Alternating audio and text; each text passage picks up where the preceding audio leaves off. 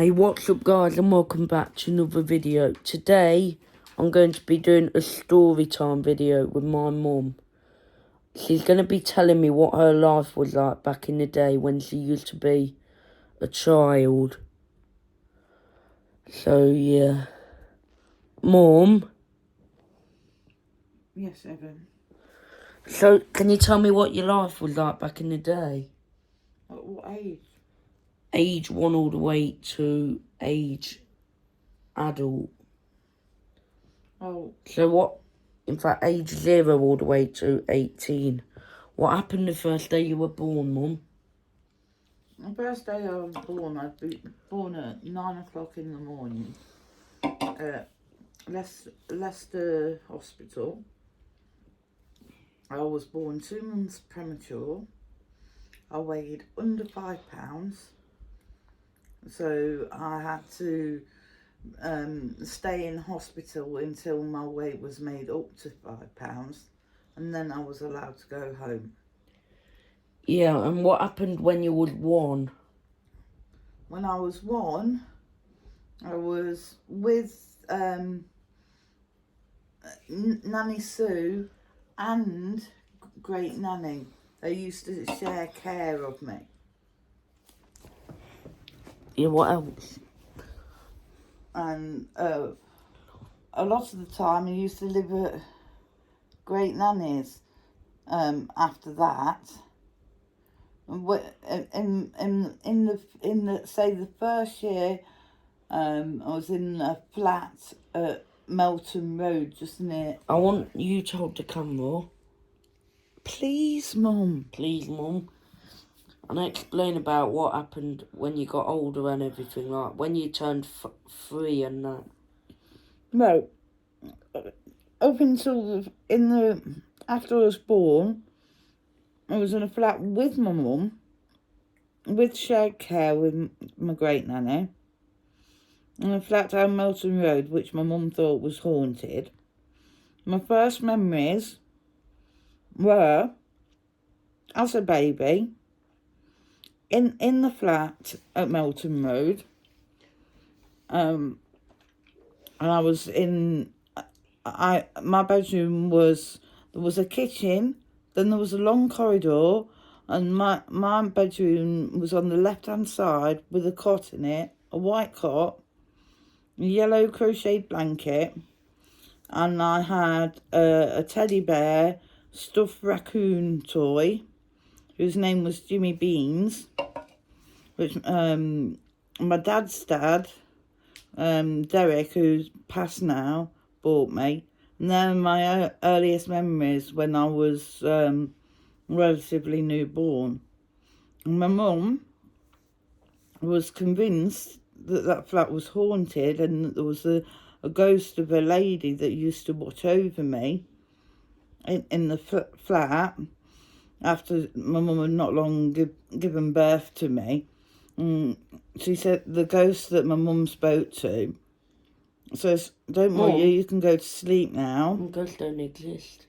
Oh, well, this is what I'm saying that Nanny told me. No, don't go on about it, because ghosts do not exist. Because I'll watch over and no, she'll be alright. Let me finish. Talk about, without saying any names, about how often you used to get pranked as a kid. I used to get pranked frequently as a child, like what Evan does to me now. So what kind of pranks did you get pranked on? By a family member. Yeah, what did they do to you? Well, they did pranks like locking me in wardrobes, pulling mattresses away from me. When the friends and family members would climb onto a shed, and they'd jump onto a soft mattress, and when it was my turn to jump, they would remove the mattress so I'd land on the concrete and cut all my legs up. I had pranks done on me where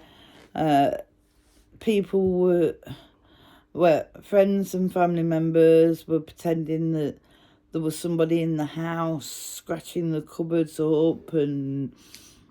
Look, face the camera at you, not me. one of the pranks were I got told to meet family members down the working men's club in the village that we lived at, well, town that we lived at that time, village/town. Say, meet us down the club at such and such a time. And there was notes on the side saying, don't forget to turn the fire off and lock the patio door before you leave. And I went upstairs to have a bath, got in the bath, then I heard knock, knock, knock at the door. So I got out of the bath, I went downstairs, opened the door, there was nobody there. So I went back upstairs again, got back in the bath, and no sooner as I got back in the bath, there was a knock, knock, knock on the door again. So I was getting a bit suspicious and a bit wary. And I went downstairs and I was feeling anxious. And as I was going down to open the door, there was scratching coming from under the stairs. So I started shaking and trembling. And I opened the door and there was nobody there again. And so I thought, forget this, I'm not getting back in the bath. I went upstairs and I went and got my clothes on. And then went downstairs to get my shoes, and there was scratching and howling coming from under the stairs. Again, at that point, I was sitting at the bottom of the stairs, shaking and trembling, and my legs were trembling at the bottom of the stairs. And there's all this growling and scratching coming from under the stairs, howling, scratching, banging, hissing noises. And I was shaking and trembling, could hardly get my shoes on or anything like that. And I remembered the note on the kitchen top that my mum and my dad left to switch the fire off in the front room and lock the patio door. But there was all this growling and banging and stuff coming from under the stairs in the cubbyhole, which was in the front room, that I'd got to walk past to switch the fire off and lock the patio door. And as I opened the door to go and lock the patio door and turn the fire off, the cupboard door started coming open, going like that. And next thing I know, a friend and family member jumped out at me screaming, and I about passed out and collapsed on the sofa. That's one of the pranks. Yeah, don't go on about any more pranks. Tell me what it was like living with your family. What your family would get up to with you. Well, when you say family, which family do you mean? Well, when I lived with... Where's the camera you put on? It is at me, Eben. I'm stressed at this minute. When I lived at the flats at Melton Road, I was only a few months old, and my mum was convinced it was haunted, saying there was that ghost I was talking about earlier. Says, don't worry now, you can go to sleep because I'm watching over her. She was an old lady. And I was told by my mum that knives and forks would come flying out of the kitchen drawers and everything like that. And my dad's brother, my dad's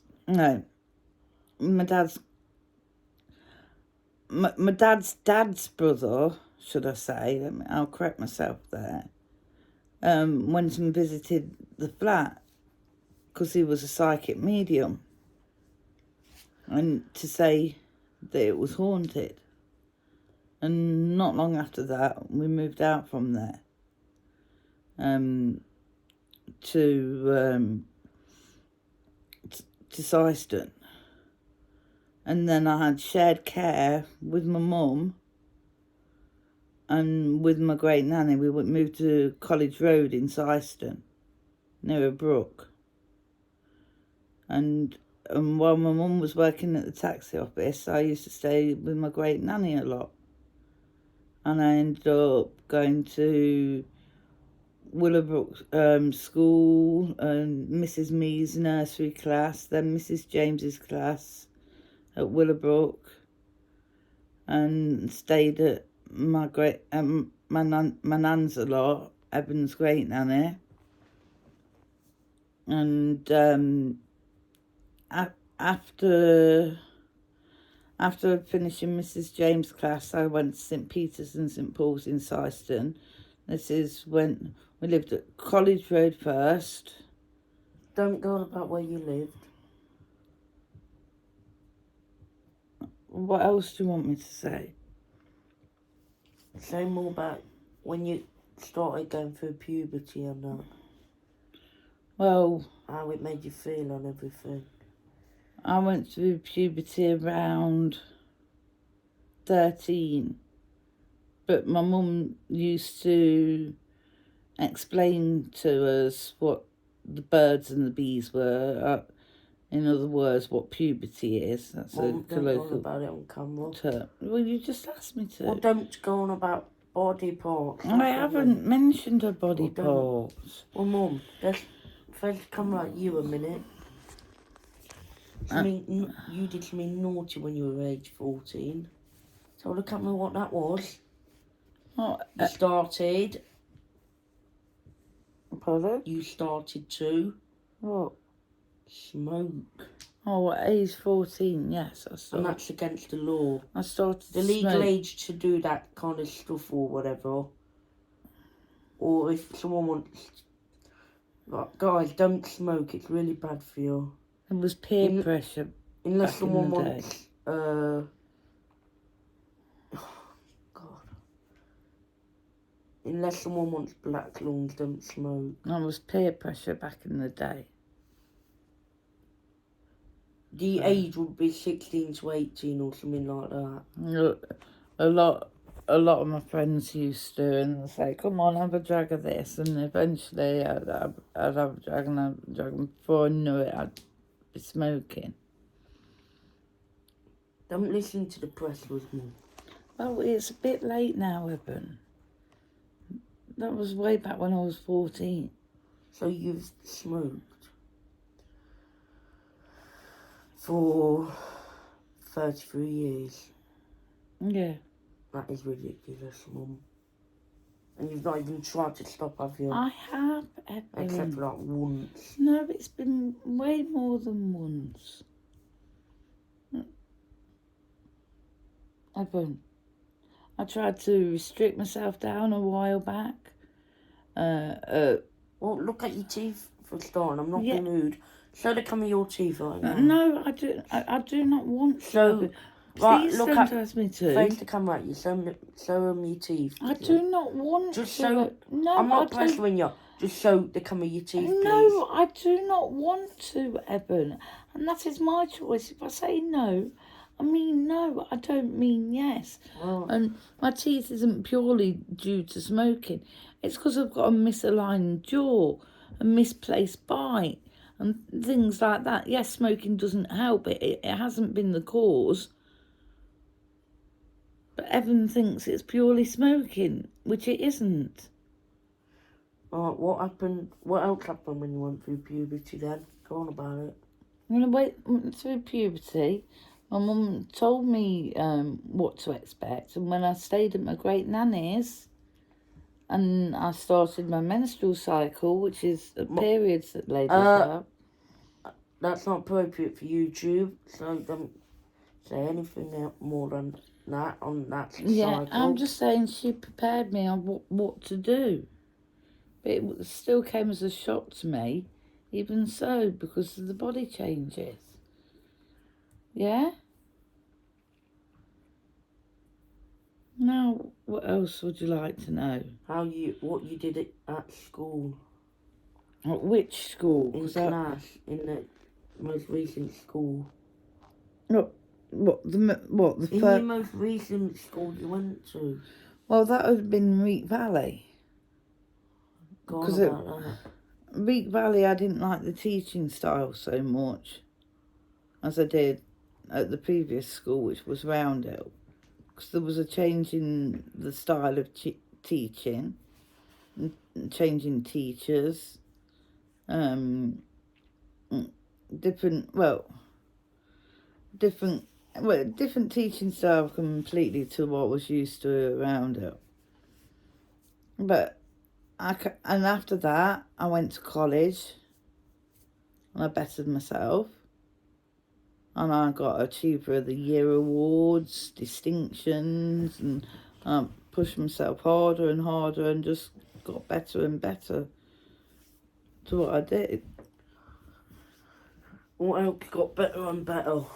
I just pushed myself harder, Evan, to improve on what I did at school. Lessons. What lessons did you used to do? Right, I'm going to have a few guesses. So you've got to put 5 of your fingers up right now. And put one down when I answer right. You used to do maths, English, science, history. Well, it wasn't named Right, history. PE. RE. It wasn't named RE in my day. It was named humanities. Did you do geography? Or on the other side of that, like, did you do phonics and that? Oh, phonics and divisions and everything. Divisions would come under maths. Phonics Did you do would come. times tables? Well, that would be under my maths lessons. And phonics would be under English.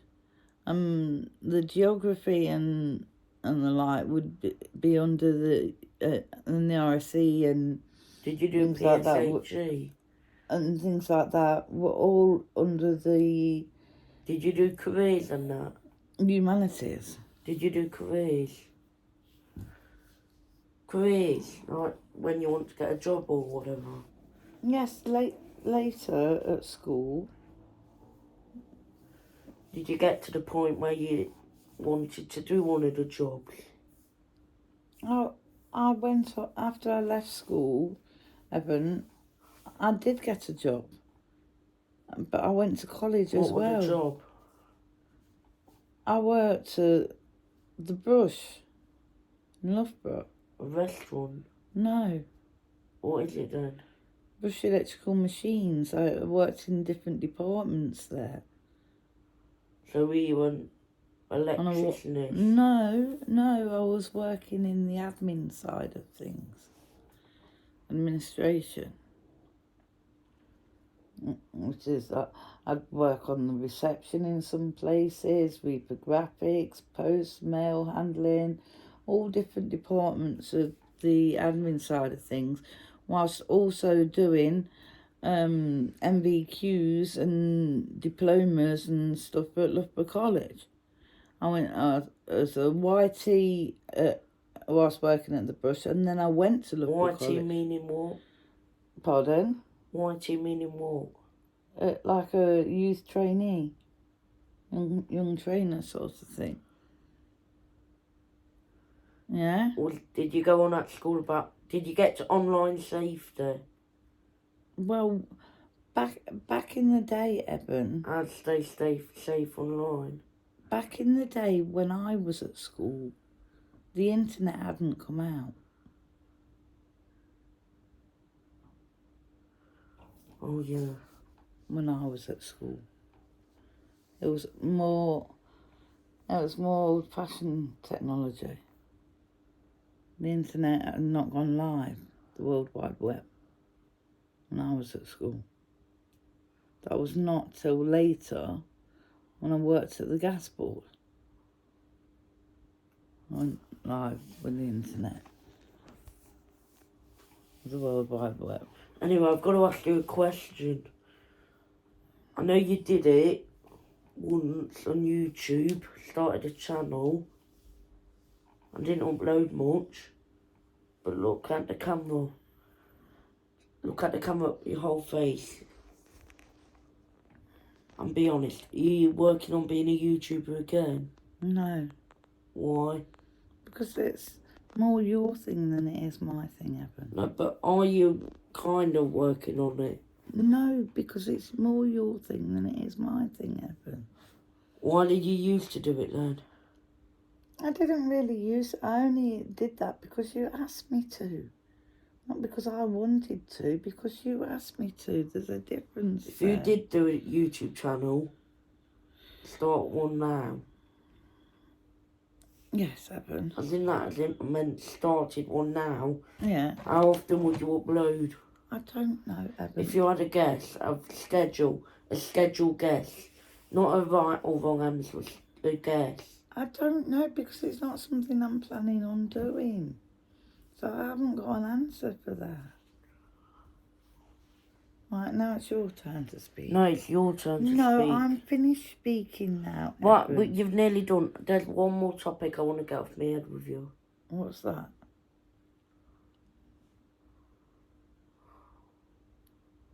What's that? Is this too personal for YouTube, or is it not that bad? How much of a struggle it was to have me? What, the birth? Yeah, is that personal for you?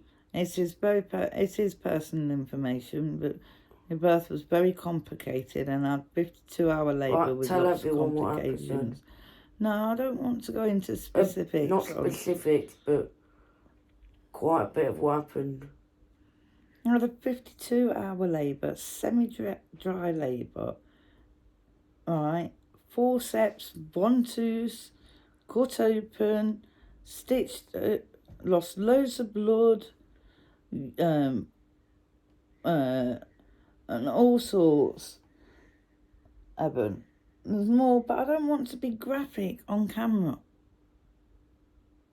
Right? Right, that's enough now. Your turn to talk. Right. Right, guys. That was an accident. Well, my pickup in a bit, though, because I'm not doing it now.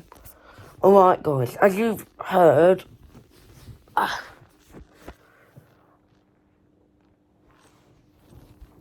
my mum has been on about how hard it was to have me. But she hasn't gone into much about it at all, really. Well, you were losing oxygen. So, Mum, did I used to kick you as a baby? Yeah, in my tummy. How hard? I could feel the kicks. I could see your elbow movements in there. If it didn't have you went and did it, I was going to have a cesarean, and you ended up in intensive care. Right, a cesarean, if you didn't know what that is, it means you'd have to be rushed into, like, an emergency room to be treated quicker. Is that right? Instead of giving Yeah, is that right? Yeah, and being cut open to have the baby out your tummy instead of pushing So, the baby out. it sounds like you went through a lot of pain. Yeah, and there's more I've not mentioned, but I don't want to be too graphic. Alright? So, Mum, how did you feel when I came out? Relieved. How relieved? Relieved that the labour was over. Shocked that I got a child.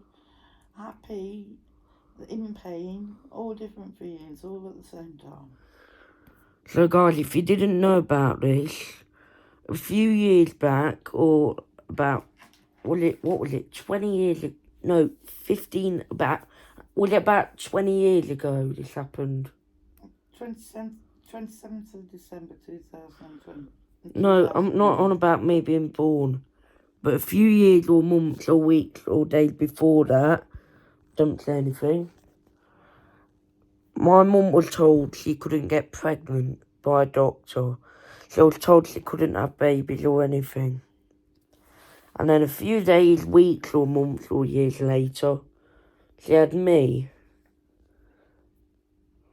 And I was confused.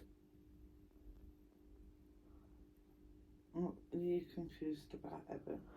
I was confused that you had me if you were told that. What's that? Excuse me, I'm walking.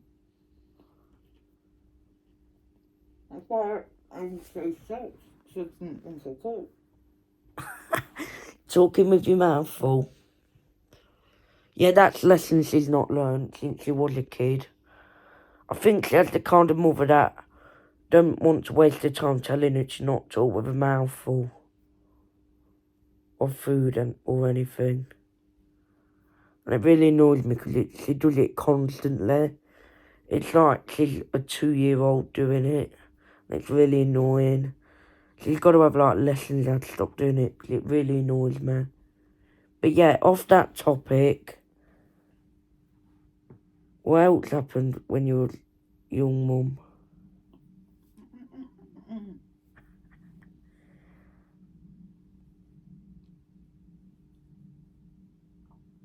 At what age? If I forget it.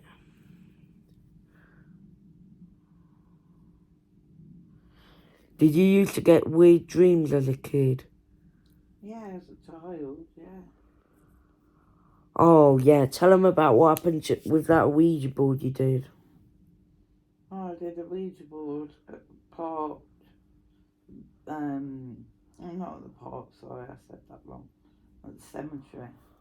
Near the Black Pad Park, that's why I said park. In Syston.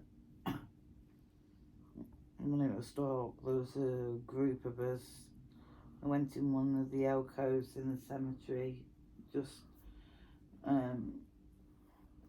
late at night, and doing a Ouija board. Somebody put a glass upside down, lit a candle. We all sat round there in the cemetery, just off the Bartley Road. And we're all going, is there anybody there? Is there anybody there? And spelling out, the glass started moving by itself and spelling a name. I can't quite recall the name that was said now, but what I remember happening after that was the glass, the candle went out, the glass suddenly raised and smashed in thin air. Yeah, probably one of you lot messing about. And which is one of those... No, I'm interrupting now. It was probably one of those rubbish stories you told me where one of your friends had messed about. One of them were moving the board and one of them, without you knowing, without you even looking, without you even paying attention, smashed the glass. I know it. A Ouija boards are fake. Well... Oh, no, a Ouija boards are fake. Don't say any more about them. They're fake. If someone says they're not moving it, they are. They are moving it. They're trying to make you scared to make you think you're talking to a spirit when it's not true. It's just a load of rubbish. You're literally talking to no one except for a board that can't even contact you. You can't even make contact with the thing. It's just a friend messing about. I've actually got one of these to prove to you guys. Where is it? I don't know at this minute. Yeah, I've got one of these. And I played it with my mum. And what were you doing? You were moving it. I lit the candles. No, I was asking it questions. And you were moving it. I was asking the Ouija board questions itself, and you were moving it. If I had played it on my own, it wouldn't move at all. If I'd played it with someone else, they would have moved it. It wouldn't be anyone invisible.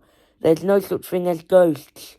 Plus, how could something invisible move a board? Huh? How could it move the thing about? So if you guys don't know what an Ouija board is, I'll show you a picture of one.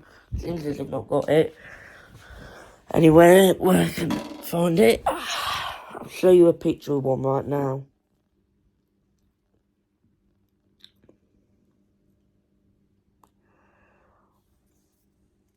It's about somewhere, I just don't know where it is at this minute. Yep, so I've typed up a Ouija board.